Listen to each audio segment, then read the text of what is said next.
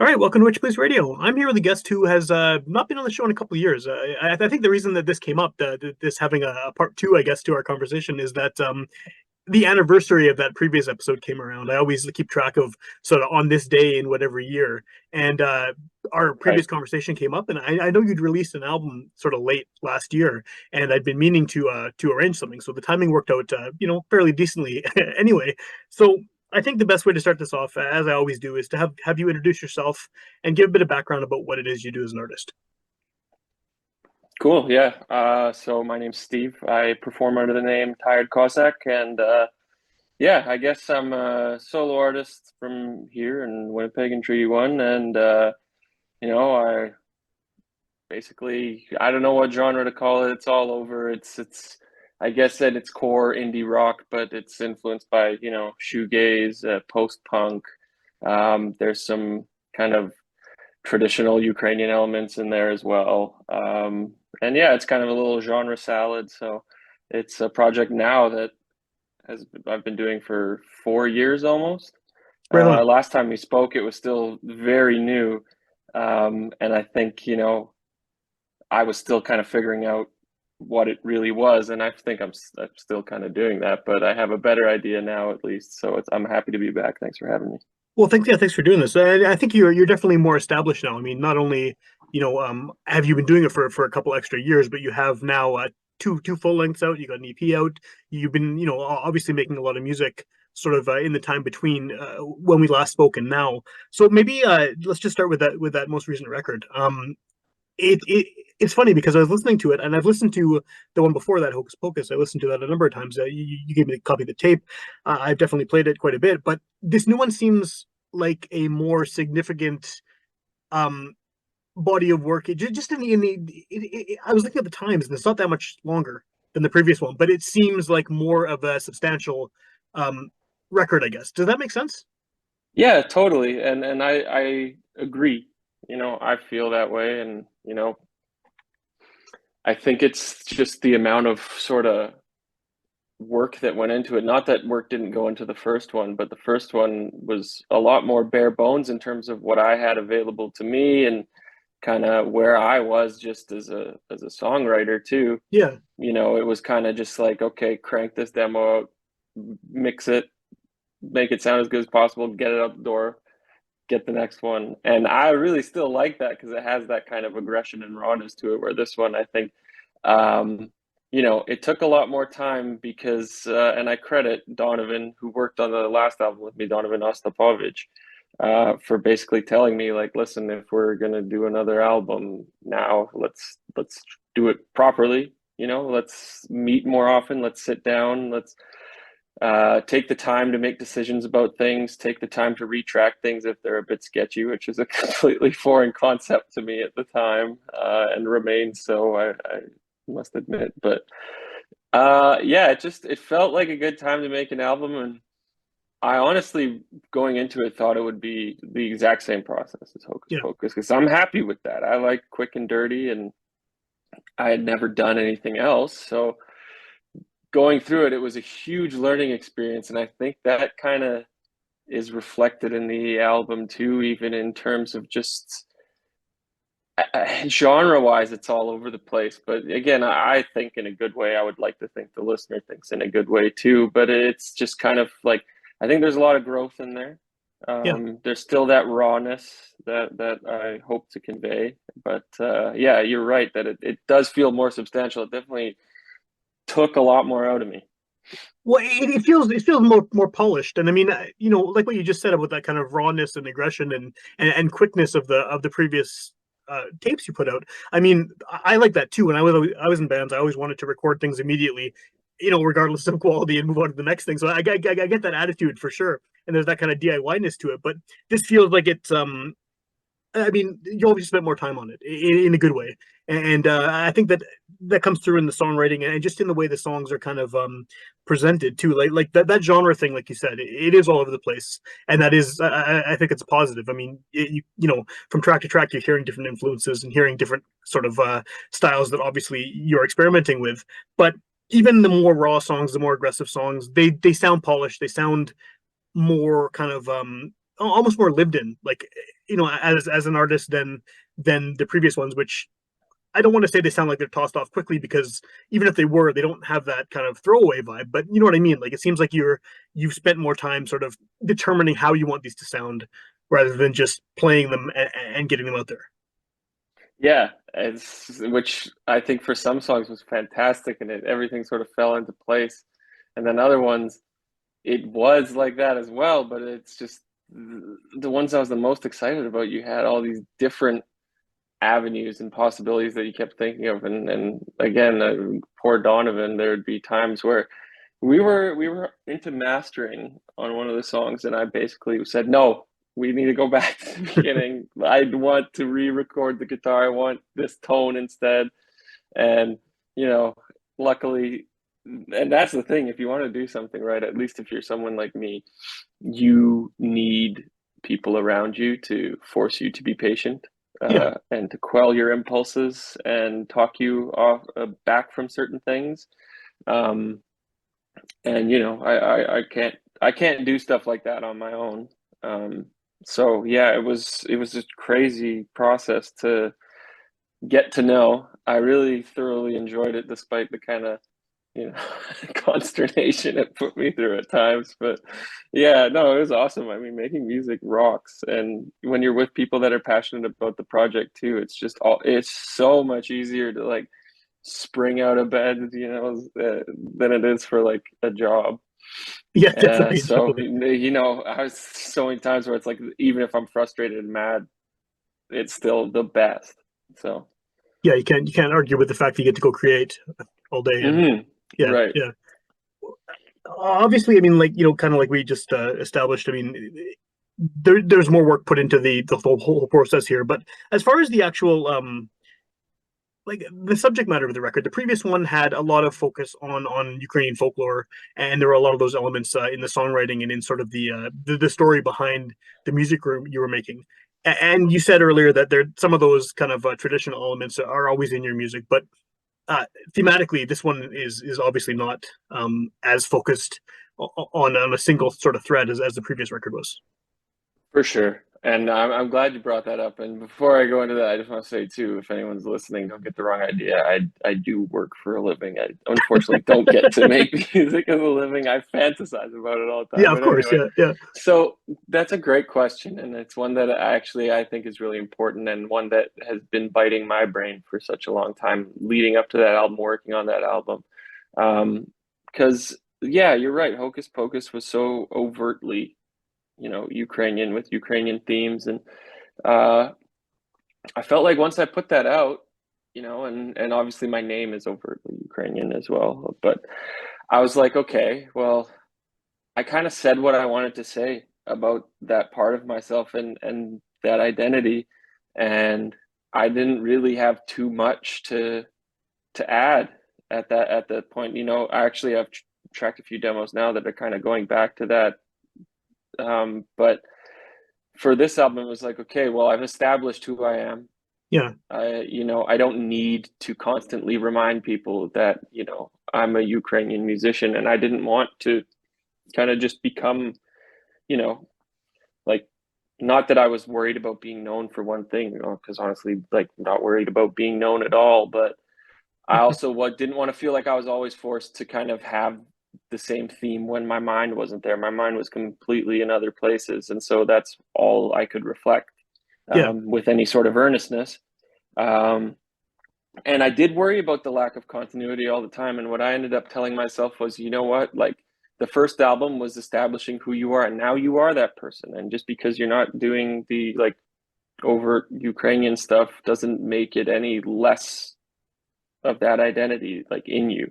Yeah, that's part So of who you are, regardless of what you're yeah, singing and about. so Yeah, now whatever I make, it's still me making it. And yeah, so that kind of, there was a point where I was like, all right, like, it's part of my language. But I was like, you know what, fuck it, like, I'm just gonna make the music that is coming out, and I like it, so let's just follow it. cool. Is it harder to write like that without sort of having that overarching theme? I mean, or is it harder to sort of write to a theme? I find it hard to write to a theme if I'm like choosing a theme. Right. Honestly, for me, I'm very much someone that I would say I'm driven by the process in terms of whatever is kind of going on inside of me, that's what's going to come out. So, like when Hocus Pocus came out, again, it was kind of like, this is this brand new identity I've built for myself, and let's dig as deep as we can into it and see what comes out. And I was having a real sort of awakening to Ukrainian music as well, like that I was enjoying listening to, and so kind of playing with influences from there. And then yeah, this most recent one, I think it was just sort of different sensibilities that were swirling around in my head. So um, every time I sat down, even if I had a plan, whatever came out was, meant to, I guess, and those Sure. were the songs. Well, I noticed that on this new one too, that it seems like and maybe this is just recency bias because I've listened to it more recently than the other ones, but it seems more hooky at a lot of points. It seems like a lot of the songs have more sort of, whether it's deliberate or not, they have more sort of earwormy type choruses, and they're more, not more memorable, but more. I don't want to say commercial because I don't think they are. And I mean that in the best possible way. But they seem more kind of reaching out to a wider audience, I guess, if that makes sense. Like it seems like it's Yeah, less sort of quirky and more sort of this is something that everyone can get into. yeah, and I don't think that's by design. I think again that was like I'm happy to hear that because the one thing I think I'm good at is like writing stuff that'll get stuck in your head no matter what it is. And that's if there was a goal, that would be it. But again, it's kind of the stuff that's stuck in my head is the stuff that's going to come out. Yeah, Um, so that was it then. And I think you touched on it earlier in terms of this record being more polished. I think that kind of adds to that, where, you strip away a lot of the jankiness and then it is more accessible, I think. the So accessible is the the word kind of, I should have said, and I could have mm, saved myself like 35 words there. But yes, yes, exactly.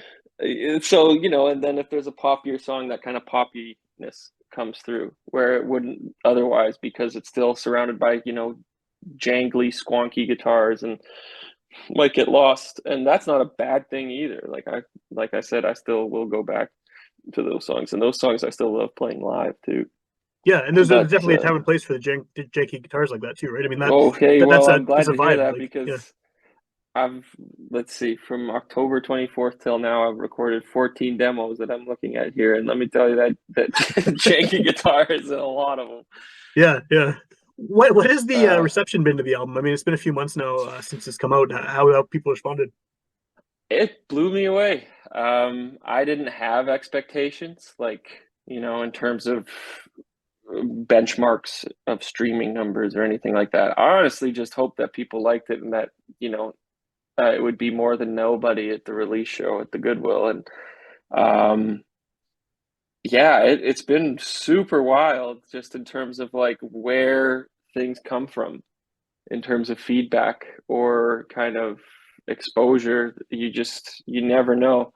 You do things like fire it off to radio stations that you think are cool and stuff with no expectations, anything. And then there's, like internet radio stations that I like in England have been playing it. Cool, And yeah, it's cool to see. And then it looks like a lot of people are listening to it. I'm spend too much time on my phone now because you're looking at like of course. in Yeah, Bandcamp and yeah, Spotify and stuff, which is so dumb. And I wish I was better at not doing that, but I can't help it. And it feels good. So yeah, and I feel like too locally, just talking to peers in music, I think that the things that the people have been telling me are so great and nice, and I feel very supported and very happy that I did that, because it's always the scariest thing putting it out, and once you put it out, it's not yours anymore, yeah, and it becomes kind of, it belongs to the world, and whatever the world does with it is what it is. Whatever the world says it means, it's what it means. um so yeah, I'm just happy that it's out there and that I was able to provide something that people seem to like. yeah, yeah. That's what you want, right? That's kind of the goal, I guess, Yeah. of making art is Yeah, you it's want to just, get it out of yourself, and then I know, and like I'm not trying to like sound profound, but and I'm just saying the most basic things. It's just no, no, at no. the end of the day, that's all it is. That is what it is for sure. Yeah, yeah, yeah. So yeah, I mean, you just said a few minutes ago that you have 14 demos already underway. So this Yeah, is obviously like leading into more music, right? I mean, you're clearly working on new stuff in the aftermath of this album release. yeah. Not expecting to, honestly. It's just things pop in your head, and then you're screwing around with the guitar, and there's always the classic, like, okay, well, if I don't record this now, I'll probably forget it. And I Yeah, think this is kind of cool. So then you do it, and then all of a sudden, this happened 2 nights ago. I was up till 3 in the morning when I had to work at like 8:30 because I needed to get this demo properly done on like fucking GarageBand. So it happens, but then it's cool because like I get so fixated on it that yeah. I'll just be listening to this one demo for like a week straight, constantly. Anytime I'm listening to music, I put this demo on because I'm like, okay, like there's something here. What is it? And how can I bring it out? What can I add to it? What can I take away? And I, it's silly, but then I start imagining like other people listening to it. And what would they think? Like no one specific even, Yeah, but yeah. just like, you know, okay, if I heard this and never heard it before, let's pretend I never heard it before. What does this sound like to me? And I don't know, it's just this whole process that I guess like once you start doing it, it's just fun. And then you get so obsessed with it and you can't stop. And that's been music for me. Like, so when I started it, I say all the time that, you know, the goals that I set at the outset, which just like were so small, and Yeah. to see where I am now is so wild because I constantly am only looking at the steps in front of me or like the next step in front of me. So I often don't take the time to stop and look at the big picture. It's like I probably said this in the last interview, but it's like a spiral staircase. So Okay. you feel just like you're going in circles and circles and circles, but really when you actually finally take the time to stop and look down, you're like, holy shit, I'm really high up and look how far I've come. Well, and I guess something Um, like releasing an album is it gives you an opportunity to stop and yeah, look down. it's releasing the album. A big moment of that for me was playing that album release show at the Goodwill and looking out and seeing just how many people were there. Yeah. And just yeah, was really cool. Yeah, it made me so happy. Well, what's it's the beginning of 2024 right now. We're recording this. It's early January still. I guess you can call this early January. What do you have sort of in mind for 2024? Do obviously again like you're working on new songs clearly, but do you have sort of any goals you're hoping to achieve in this year? Yeah, yes and no. It's hard to make goals. I mean, things constantly come up in life, and Of like course, yeah, currently, there's you asked me a couple weeks ago, I would probably have a different answer than today, just because like there's stuff I have going on. It's like, am I going to be even able to focus on music at all to the degree that I want to? But right, in a perfect world, let's say I would want to push as hard as I can this year in terms of, I'm a real person with the debt and like want to have goals, in life to be independent. yeah, of course, yeah, And like, so it's tough to say like this is something I can do forever to this with this amount of commitment, but I would definitely say that a goal is to push as hard as I can this year, if I'm able to. yeah. And whatever that looks like at the end of it, I'm sure I'll be happy with it. But it's just kind of I look at the stuff I've done and the things I'm doing, and I'm like, this is cool, and I should give it as best of a chance as I can. Yeah, that's a. I mean, I guess that is one of the problems, right? I mean, the thing about doing this show is that I talk to people who are at like so many different levels of where their music thing has taken them. I've talked to people who music is their day to day life and it's their job and it's what they Yeah. do 24/7. And then more often I talk to people who have day jobs and have adult life things happening and like what you're saying. I mean, life gets in the way. You can't really say, oh yeah, I'm going to release 3 albums and go on a world tour or whatever, because that's not, it's not necessarily realistic, right? I mean, I guess it depends on who you are and where you are in your career as a musician and stuff like that. But yeah, I get what you're saying. I mean, you obviously want to get yourself out there as much as you can. Yeah. No, and I want to play shows, and we have some cool shows coming up. The ultimate dream is to do a tour, which we're looking into right now, and have already done some planning on in Western Canada. Cool. And then some other stuff in the pipeline that I wish I could confirm and Yeah, no, fair say enough. this is going to happen, but I can't. Yeah, no, I know Um, what that's like. Yeah, yeah, it's all good. but Well, yeah, not like I'm keeping it a secret either. It's just like I don't even know if it's going to happen. yeah, yeah. Well, with something like a tour, I mean, and just with sort of promoting yourself and promoting this record in general, um, when you're trying to figure out like sort of who your audience is, especially outside of Winnipeg, because in Winnipeg you have an idea of the people in the bands, you've been to the venues, some people, a lot of people in Mhm. the audience, you kind of have a relationship there. But if you're going to go to another city and basically they've never seen you live before, they've heard songs online, whatever, how do you market this? Like, because like we established at the beginning, you're very nebulous genre wise, right? And I mean, Mhm. are you pushing the Ukrainian cultural thing more than maybe you would here because there's other people with the same background who might be interested in some of that music, or are you pushing the indie rock thing or you know what I mean? I mean, like, just again Yeah. listening to this record, like one of the songs, I think it's the third song, it's like it's almost grungy, like it's heavier and more Mhm. distorted and louder, and it's got a big hook too, and I could see that being like a rock radio thing versus other songs, which again with the janky guitars as you described them, I mean, definitely aren't that, right? They're definitely way more in the indie area. So, do you have like an idea of how you sort of push yourself to people who don't know you? Uh, well, in a word, no. What I do, my process is like everything else. I usually start by asking people that know more than me, a lot more, because I know nothing. I'm just constantly flying blind here, and figuring things out as I go. But yeah, it's actually a good idea. Maybe promoting an Edmonton show, I'll lean into the Ukrainsky a little more. But Right, right. yeah, no, I think it's just for me. It's funny you mentioned first, like the fact that I have relationships here, and that's really what helps build here. But I find that that's also what helps build outside as well.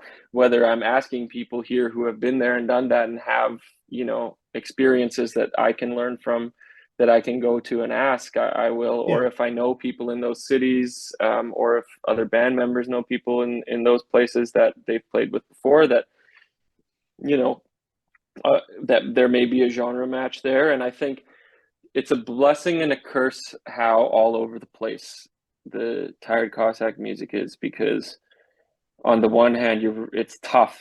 It's tough to kind of sell yourself sometimes when people are like, what's your thing? people want And a one-word answer. They want, yeah, yeah, yeah, and I can do that, I guess. I'm getting better at it because I say it's shoegaze, post-punk inspired indie rock, but then I want to add a bunch more at the end yeah. with Nazi Ukrainian folklore and things.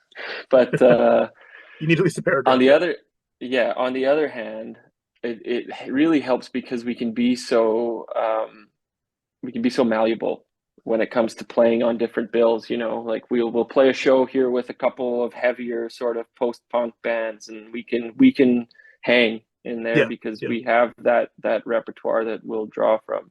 Or if it's kind of a softer indie show or more folky, we can do that too. We can lean into the sort of more folky genres, and I think like we've done that here already a bunch. And it's fun to kind of cater to the show that you're playing, and so it can help in pitching yourself because it's like we could play with anyone almost, Yeah. within reason. We could play with Beth, or we could play with the Hoosley men's choir. Right, So right. And those are, yeah, that's drastically different sounds for sure. Yeah, yeah, yeah. yeah. And different audiences too, So like totally different audiences for both of those groups. I mean, yeah, as totally. examples, yeah.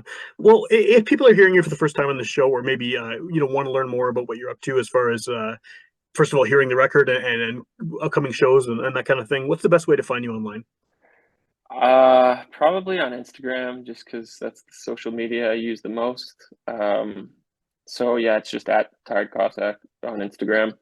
That's usually where I'll go to kind of post updates or dumb pictures that I'll take throughout the day or anything like that. But yeah, no, that's the main one. And then the album itself, I was listening on Bandcamp, but I assume it's on all the various streaming services that Yeah, people use. yeah, Cool. it is. Yeah, go check it out. Tell your friends. Awesome. Awesome.